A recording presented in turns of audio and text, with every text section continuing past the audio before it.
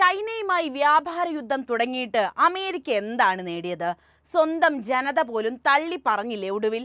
തോറ്റ് തുന്നം പാടിയാലും അഹങ്കാരം കുറയ്ക്കില്ലെന്നുറപ്പിച്ച അമേരിക്കൻ പ്രസിഡന്റിന്റെ അമേരിക്കൻ ഫസ്റ്റ് എന്ന വിജയമന്ത്രം ഒടുവിൽ എന്താണ് സംഭവിച്ചത്? ഒന്നും നടന്നില്ലെന്ന് മാത്രവുമല്ല, എല്ലാം തകർന്ന് തരിപ്പണമായതോടെ ചൈനയുടെ കാല് പിടിക്കേണ്ട അവസ്ഥയിലേക്ക് അമേരിക്ക എത്തിക്കഴിഞ്ഞു. ഇതിനേക്കാൾ എന്ത് നാണക്കേടാണ് ഇനി അമേരിക്കയ്ക്ക് വരാനുള്ളത്? വെല്ലുവിളിച്ചിട്ട് ഒരു മാസം പോലും തികഞ്ഞിട്ടില്ല. അപ്പോഴേക്കും അങ്ങോട്ട് പോയി കാല് പിടിച്ച് പ്രശ്നപരിഹാരം കാണാൻ കാണിക്കുന്ന അമേരിക്കയുടെ മനസ്സ് ആരും കാണാതെ പോകരുത് കേട്ടോ. എന്താണ് വിഷയമെന്നല്ലേ നമുക്ക് പരിശോധിക്കാം. ആഗോള വ്യാപാര രംഗത്തെ രണ്ട് വൻ ശക്തികൾ തമ്മിലുള്ള വ്യാപാര യുദ്ധം രൂക്ഷമായി വരികയാണല്ലോ. അമേരിക്കയുടെ പകപോക്കൽ മാത്രമായിരുന്നു വ്യാപാര യുദ്ധത്തിന് പിന്നിലെ പ്രധാന കാരണമെന്ന് ആർക്കാണ് ഇത്ര അറിയാത്തത്? ചൈനയുടെ വളർച്ചയിൽ അസൂയ പൂണ്ട് അമേരിക്ക ചെയ്തതിനൊക്കെ അവർക്ക് പണി കിട്ടിക്കൊണ്ടേ ഇരിക്കുകയാണ് ഇപ്പൊ ചെയ്യുന്നത്. രാജ്യത്തെ മുഴുവൻ ജനതയെയും വെറുപ്പിച്ച് നടപ്പിലാക്കിയ താരിഫ് നയം പിൻവലിച്ചുവെങ്കിലും ചൈനയോട് പകപോക്കാനുള്ള ഒരു അവസരമായിട്ട് തന്നെയാണ് ട്രംപ് ഇതിനെ കണ്ടത്. ഇപ്പോൾ അമേരിക്കൻ വ്യാപാര മേഖലയിൽ പ്രത്യാഘാതങ്ങൾ നേരിടേണ്ടി വന്നതോടെയാണ് ചൈനയുടെ കാൽ പിടിക്കാൻ അമേരിക്ക തയ്യാറായത്. ചൈനീസ് തലവൻ ഷീ ജിൻപിങ്ങുമായി നേരിട്ടൊരു ചർച്ചയ്ക്കാണ് ഇപ്പോൾ തയ്യാറെടുക്കുന്നത് എന്നാണ് അജ്ഞാത സ്രോതസ്സുകളെ ഉദ്ധരിച്ച് പോളിറ്റിക്കോ റിപ്പോർട്ട് ചെയ്യുന്നത്. 90-ലധികം രാജ്യങ്ങൾക്ക് മേലെയായി ചുമത്തിയ തീരുവ വർധനവ് 90 ദിവസത്തേക്ക് താൽക്കാലികമായി നിർത്തിവെച്ചിട്ട് പോലും ആ കൂട്ടത്തിൽ നിന്ന് ചൈനയെ ബോധപൂർവം ഒഴിവാക്കിയത് ചൈനയെ ചർച്ചമേശയിലേക്ക് എത്തിക്കാനുള്ള ട്രംപിന്റെ അടവായിട്ടാണ് വിലയിരുത്തൽ വരുന്നത്. എന്നാൽ അമേരിക്കയുടെ ഉൽപ്പന്നങ്ങൾക്ക് 125% തീരുവ ചുമത്തി ചില പ്രധാന കയറ്റുമതികൾ നിയന്ത്രിക്കുകയും ചെയ്തുകൊണ്ടാണ് ചൈന തിരിച്ചടിച്ചത്. പകരച്ചുങ്ക നടപടിയിൽ അമേരിക്കയ്ക്ക് അടിപതറുമെന്ന് വിദഗ്ധരുടെ മുന്നറിയിപ്പ് ലഭിച്ചുവെങ്കിലും അതൊന്നും മനസ്സിലാക്കാതെയാണ് ട്രംപ് താരിഫ് യുദ്ധത്തിൽ ഇറങ്ങി പുറപ്പെട്ടത്. എന്നാൽ അമേരിക്ക മനസ്സിലാക്കിയിട്ടില്ല എത്രത്തോളം കരുത്തരാണ് ചൈന എന്ന യാഥാർത്ഥ്യം. ഷീ ജിൻപിങ്ങുമായി നേരിട്ട് ചർച്ചകൾ നടത്തുന്നതിനായി മറ്റ് നയതന്ത്ര മാർഗങ്ങൾ പോലും ട്രംപ് തടസ്സപ്പെടുത്തിയെന്നാണ് പേര് വെളിപ്പെടുത്താനാവാത്ത മുൻ അമേരിക്കൻ സ്റ്റേറ്റ് ഡിപ്പാർട്ട്മെന്റ് ഉദ്യോഗസ്ഥരെ ഒരു വ്യവസായ ഉദ്യോഗസ്ഥനെയും ഉദ്ധരിച്ച് പോളിറ്റിക്കോ റിപ്പോർട്ട് ചെയ്യുന്നത്. റഷ്യൻ പ്രസിഡന്റ് വ്ളാഡിമിർ പുടിനുമായി നേരിട്ട് ഇടപെടുന്നത് പോലെ ഇപ്പോൾ ട്രംപ് പ്രസിഡന്റ് ഷീ ജിൻപിങ്ങുമായി നേരിട്ട് ഇടപെടാൻ ആഗ്രഹിക്കുന്നുവെന്ന് ഒബാമ ഭരണകാലത്ത് നാഷണൽ സെക്യൂരിറ്റി കൗൺസിലിലെ ചൈന, തായ്വാൻ, മംഗോളിയ എന്നിവരുടെ ഡയറക്ടറായിരുന്ന റയാൻ ഹാസ് മാധ്യമങ്ങളോട് തുറന്നു പറഞ്ഞിരുന്നു. കൂടാതെ ചൈനയുമായുള്ള ബന്ധം കുറയ്ക്കുന്നതിനും ചൈനയിൽ സമ്മർദ്ദം വർദ്ധിപ്പിക്കുന്നതിനും അമേരിക്കൻ വ്യാപാര പങ്കാളികളിൽ സമ്മർദ്ദം ചെലുത്താൻ സാധ്യതയുള്ള താരിഫ് ഇളവുകളെക്കുറിച്ചുള്ള ചർച്ചകൾ ഉപയോഗിക്കാൻ ട്രംപ് ഉദ്ദേശിക്കുന്നുവെന്ന് പേര് വെളിപ്പെടുത്താത്ത സ്രോതസ്സുകളെ ഉദ്ധരിച്ച് കഴിഞ്ഞ ആഴ്ച വാൾസ്ട്രീറ്റ് ജേണലും റിപ്പോർട്ട് ചെയ്തിട്ടുണ്ട്. അമേരിക്ക ഫസ്റ്റ് എന്ന മുദ്രാവാക്യവുമായി അധികാരത്തിലേറിയ ട്രംപിന് നല്ല പണിയാണ് ഇപ്പോൾ കിട്ടിക്കൊണ്ടിരിക്കുന്നതൊക്കെ തന്നെ. അമേരിക്കൻ ജനത തെരുവിലിറങ്ങി അധികാര കസേരയിൽ നിന്ന് ട്രംപിനെ വലിച്ച് താഴെയിടേണ്ടി വരുമോ എന്ന സംശയത്തിൽ വരെ കാര്യങ്ങൾ എത്തിയിട്ടുണ്ട്. കാരണം US ഓഹരി വിപണികളിൽ വലിയ തകർച്ച നേരിട്ടതോടെ താരിഫ് നയം തിരുത്തണമെന്ന് അമേരിക്ക ഒന്നാകെ ആവശ്യപ്പെട്ടെങ്കിലും അതിന് തയ്യാറാകാതെ ഇതെല്ലാം ശരിയാകുമെന്ന് പിന്നെയും ആവർത്തിക്കുകയായിരുന്നു ഡൊണാൾഡ് ട്രംപ് ചെയ്തത്. ഒടുവിൽ സുഹൃത്ത് ഇലോൺ മസ്കിന് പോലും ഓഹരി വിപണിയിൽ കാര്യമായി പരിക്കേറ്റതോടെയാണ് ഒന്ന് മാറി ചിന്തിക്കാൻ അദ്ദേഹം തയ്യാറാകുന്നത്. അപ്പോഴും വാശി വിട്ടില്ല. ചൈനയെ എങ്ങനെയെങ്കിലും പാഠം പഠിപ്പിച്ചല്ലേ പറ്റുള്ളൂ എന്ന നിലപാട് തന്നെയായിരുന്നു അമേരിക്കയ്ക്ക്. ഒടുവിൽ എന്തുണ്ടായി? എല്ലാം കയ്യിന്ന് പോയി എന്ന് പറയാം. ശീതയുദ്ധാനന്തരം ലോകത്ത് അമേരിക്ക എന്ന സൂപ്പർ പവർ ഉദയം ചെയ്തുവെന്ന് സത്യമാണ്. എന്നാൽ അതിനുശേഷം ഇന്ത്യ അടക്കമുള്ള രാജ്യങ്ങൾ വലിയ കുതിപ്പ് ഇപ്പോൾ കാണിക്കുന്നുണ്ട്. പ്രത്യേകിച്ചും ചൈന. അമേരിക്കയോട് എല്ലാ തരത്തിലും കിടപിടിക്കാൻ തക്ക ശേഷി കൈവരിക്കുന്നവരിൽ അവർ പ്രത്യേകം ശ്രദ്ധിക്കുന്നവരാണ്. അമേരിക്ക ലോകത്തിന് യൂട്യൂബും ഇൻസ്റ്റഗ്രാമും വാട്സപ്പും ഒക്കെ നൽകിയപ്പോൾ ചൈനക്കാർ സ്വന്തമായിട്ട് അതൊക്കെ ഉണ്ടാക്കിയവരാണ്. മറ്റ് രാജ്യക്കാരൊക്കെ അമേരിക്കൻ ഉൽപ്പന്നങ്ങൾ ഉപയോഗിച്ചപ്പോൾ ചൈന ഇതെല്ലാം സ്വന്തമായി ഉണ്ടാക്കി. ചൈനയിൽ ഉൽപ്പാദിപ്പിച്ച് അമേരിക്ക വിലയിടുന്ന പലതും ചൈന ഇപ്പോൾ പുറത്ത് കാണിച്ചു തുടങ്ങിയിട്ടുണ്ട്. ചൈനയിൽ ഉൽപ്പാദിപ്പിക്കുന്ന ചില ബ്രാൻഡഡ് വസ്തുക്കൾക്ക് അമേരിക്കയാണ് ഇത്രയും വിലയിടുന്നത് എന്ന അത്ഭുതവും എല്ലാവരും പ്രകടിപ്പിച്ചു തുടങ്ങി. നടന്നുകൊണ്ടിരിക്കുന്ന US ചൈന താരിഫ് യുദ്ധം അമേരിക്കൻ സമ്പദ് വ്യവസ്ഥയെ സാരമായി ബാധിച്ചിട്ടുണ്ട് എന്നതിൽ സംശയിക്കാനൊന്നുമില്ല. ഇത് ഉപഭോക്താക്കളെയും അതുപോലെ തന്നെ ബിസിനസ്സുകളെയും വിശാലമായ സാമ്പത്തിക സൂചകങ്ങളെയും പ്രതികൂലമായി ബാധിച്ചു കഴിഞ്ഞിട്ടുണ്ട്. ചൈനീസ് ഇറക്കുമതി തീരുവകൾ അമേരിക്കൻ ഉപഭോക്താക്കൾക്ക് ചെലവ് വർദ്ധിപ്പിക്കുന്നതിന് കാരണമായി. ഇലക്ട്രോണിക്സ്, വസ്ത്രങ്ങൾ, വീട്ടുപകരണങ്ങൾ തുടങ്ങിയ ഉൽപ്പന്നങ്ങൾക്ക് കമ്പനികൾ അധിക ചിലവുകൾ വഹിക്കുന്നതിനാൽ വില വർധനവ് ഉണ്ടാകുകയായിരുന്നു. ഉദാഹരണത്തിന് 25% താരിഫ് കാരണം 4 പേരടങ്ങുന്ന ഒരു കുടുംബത്തിന് വസ്ത്രങ്ങൾക്കും അനുബന്ധ വസ്തുക്കൾ വസ്തുക്കൾക്കുമായി പ്രതിവർഷം ഏകദേശം $500 കൂടുതൽ നൽകേണ്ടി വരുമെന്ന് അമേരിക്കൻ അപ്പാരൽ ആൻഡ് ഫുഡ്വെയർ അസോസിയേഷനാണ് കണക്കാക്കുന്നത്.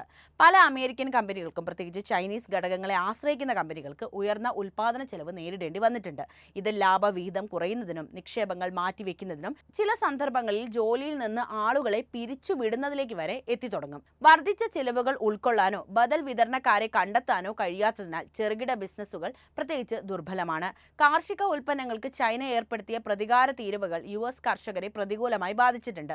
സോയാബീൻ, ചോളം, മറ്റു ഉൽപ്പന്നങ്ങൾ എന്നിവയുടെ ചൈനയിലേക്കുള്ള കയറ്റുമതി കുറഞ്ഞു. ഇത് കർഷക സമൂഹത്തിലെ പലർക്കും സാമ്പത്തിക ബുദ്ധിമുട്ടുകൾ സൃഷ്ടിക്കുകയായിരുന്നു.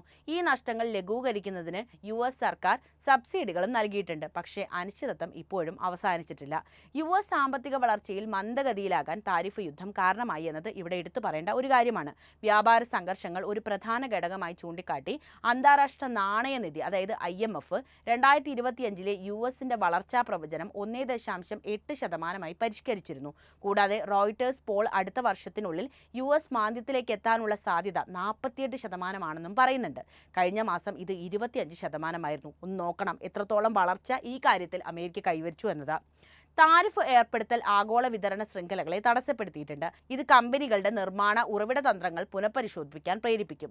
ചില സ്ഥാപനങ്ങൾ ഉൽപ്പാദനം മറ്റ് രാജ്യങ്ങളിലേക്ക് മാറ്റി. മറ്റു ചിലത് അനുയോജ്യമായ ബദലുകൾ കണ്ടെത്തുന്നതിൽ വെല്ലുവിളികൾ നേരിട്ടു. ഇത് കാലതാമസത്തിനും പ്രവർത്തന ചെലവ് വർദ്ധിപ്പിക്കുന്നതിനും കാരണവുമായി. US ചൈന താരിഫ് യുദ്ധം അമേരിക്കൻ സമ്പദ് വ്യവസ്ഥയിൽ ബഹുമുഖമായ പ്രതികൂല ഫലങ്ങൾ ഉളവാക്കിയിട്ടുണ്ട്.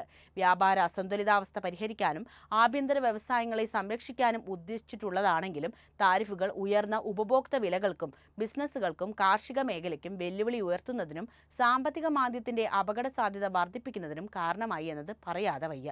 പരസ്പര ബന്ധിതമായി വളരുന്ന ആഗോള സമ്പദ് വ്യവസ്ഥയിൽ നയരൂപകർത്താക്കളും പങ്കാളികളും ഈ വെല്ലുവിളികളെ മറികടക്കുന്നത് തുടർന്നു വരികയാണ്. അതിനിടെ അമേരിക്കയെ വിറപ്പിച്ച് ചൈന മറ്റൊരു നീക്കം കൂടി നടത്തിയിട്ടുണ്ട്. ലോകത്തെ വേരോടെ നശിപ്പിക്കാൻ കെൽപ്പുള്ള ആണവായുധമല്ലാത്ത ഹൈഡ്രജൻ ബോംബ് അതായത് നോൺ ന്യൂക്ലിയർ ഹൈഡ്രജൻ ബോംബ് പരീക്ഷിച്ച് ഞെട്ടിച്ചിരിക്കുകയാണ് ചൈന ഇപ്പോൾ. അതിഭീമമായ താപം പുറത്തുവിട്ട് നിമിഷങ്ങൾക്കകം ഒരു പ്രദേശം തന്നെ ചുട്ടരിക്കാൻ പാകത്തിനുള്ള ആയുധമായിട്ടാണ് ചൈന പുതുതായിട്ട് വന്നിരിക്കുന്നത്. ചൈന സ്റ്റേറ്റ് ഷിപ്പ് ബിൽഡിംഗ് കോർപ്പറേഷന്റെ കീഴിലുള്ള ഗവേഷണ കേന്ദ്രത്തിലെ ശാസ്ത്രജ്ഞനാണ് ശത്രു രാജ്യത്തെ ഞൊടിയിടയിൽ തകർക്കാൻ പാകത്തിനുള്ള ആയുധം വികസിപ്പിച്ചെടുത്തത്. പരമ്പരാഗത ഹൈഡ്രജൻ ബോംബുകളെ അപേക്ഷിച്ച് സ്ഫോടനത്തിന് ആണവോർജ്ജത്തിന് പകരം മഗ്നീഷ്യം ഹൈഡ്രേറ്റ് എന്ന രാസവസ്തുവാണ് ഇതിൽ ഉപയോഗിക്കുന്നത്. ലോകത്തെ തന്നെ ചുട്ടരിക്കാൻ പാകത്തിനുള്ള അതിഭീമമായ താപം പുറത്തുവിടും എന്നതാണ് ഇതിന്റെ ഏറ്റവും വലിയ പ്രത്യേകത. വാതകാവസ്ഥയിൽ സംഭരിക്കുന്നതിനേക്കാൾ കൂടുതൽ അളവിൽ ഹൈഡ്രജൻ സംഭരിക്കാനുള്ള ശേഷി മഗ്നീഷ്യം ഹൈഡ്രജൻ ഉണ്ടെന്നാണ് ഗവേഷകർ പറയുന്നത്.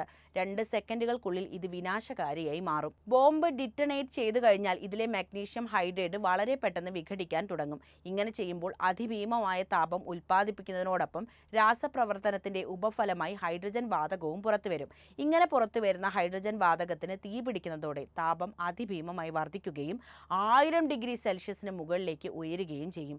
ബോംബ് ഡിറ്റണേറ്റ് ചെയ്ത് വെറും 2 സെക്കൻഡിനുള്ളിൽ ഇത്രയും കാര്യങ്ങൾ സംഭവിക്കും എന്നതാണ് ഇതിനെ വലിയ അപകടകാരിയാക്കി മാറ്റുന്നത്.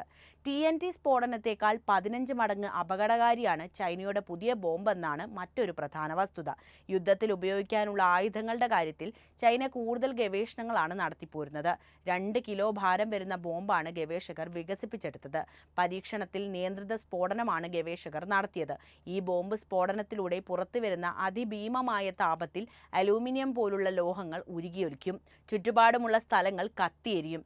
മഗ്നീഷ്യം ഹൈഡ്രേറ്റ് സ്ഫോടനത്തിൽ ചെറുതരികളായി മാറി അന്തരീക്ഷവുമായി പ്രതിപ്രവർത്തിച്ച് ചൂട് പിടിപ്പിക്കുകയും തുടർന്ന് ഇവയിൽ നിന്ന് ഹൈഡ്രജൻ വാതകം പുറത്തു വരികയും ചെയ്യും. ഇത് സമീപത്തെ അന്തരീക്ഷവുമായി ഇടകലരുകയും വളരെ പെട്ടെന്ന് സ്വയം കത്തിജ്വലിക്കുകയും ചെയ്യുന്നതാണ്. ഇതോടെ ഒരു അഗ്നിഗോളം സൃഷ്ടിക്കപ്പെടും. ഇതിലൂടെ പുറത്തു വന്ന താപം കൂടുതൽ മഗ്നീഷ്യം ഹൈഡ്രേറ്റിനെ വിഘടിപ്പിക്കുകയും ചെയിൻ റിയാക്ഷൻ പോലെ പുറത്തുവരുന്ന താപത്തിന്റെ അളവ് വർദ്ധിപ്പിക്കുകയും ചെയ്യും. ഇത് തുടർന്നുകൊണ്ടേയിരിക്കുന്നു എന്നാണ് റിപ്പോർട്ടുകൾ ചൂണ്ടിക്കാണിക്കുന്നത്. അതായത് അമേരിക്കയെ വിറപ്പിക്കാൻ തക്ക അല്ലെങ്കിൽ ലോകത്തെ മുഴുവൻ ഇല്ലാതാക്കാൻ തക്ക പ്രഹരശേഷിയുള്ള ആയുധങ്ങൾ ചൈന തയ്യാറാക്കി തുടങ്ങിയിരിക്കുന്നു. വ്യാപാര യുദ്ധത്തിന് ശേഷം മറ്റൊരു ലോക യുദ്ധത്തിലേക്ക് കാര്യങ്ങൾ എത്തിപ്പെടുമോ എന്ന കാര്യം നമുക്ക് വ്യക്തമല്ല. അതിന് തൊട്ട് മുമ്പ് തന്നെ ചൈനയുടെ കാൽ എങ്ങനെയെങ്കിലുമൊക്കെ പിടിച്ചിട്ട് കാര്യങ്ങളൊക്കെ രമ്യതയിൽ പരിഹരിക്കാൻ തന്നെയാണ് അമേരിക്കയുടെ നിലപാട്. അപ്പോൾ ഈ വിഷയത്തിലെ നിങ്ങളുടെ നിലപാട് എന്ത് തന്നെയായാലും കമൻറ്റായി രേഖപ്പെടുത്തുക. ഒപ്പം ഈ അറിവുകൾ എല്ലാവരിലേക്കും എത്താൻ വീഡിയോ ഒന്ന് ലൈക്ക് ചെയ്യാനും ഷെയർ ചെയ്യാനും പ്രത്യേകം ശ്രദ്ധിക്കുമല്ലോ.